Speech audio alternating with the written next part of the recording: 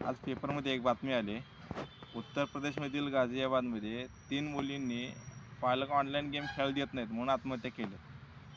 आता हे 3 मुलींचं वय जवळपास 12, 13, 14 ही तर तुम्ही बघताय. ही जी बातमी आता स्क्रीनवर आहे, ही बातमी आहे बघा. ह्याचं कारण काय आहे? ह्याची 2 कारणं आहेत. पहिली गोष्ट म्हणजे गर्भसंस्कार आणि दुसरी गोष्ट म्हणजे मुलांचे लाड.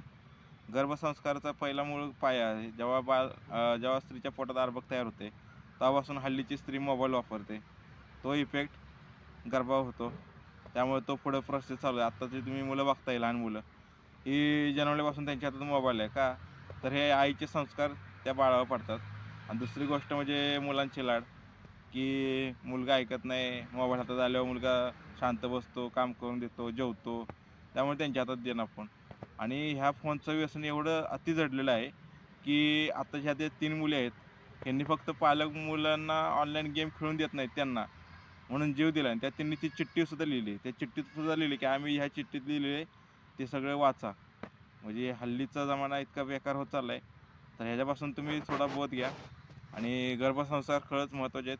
आणि मुलांच्या ताब्यात मोबाईल तर अजिबात देऊ नका. खूप वाईट परिस्थिती आहे.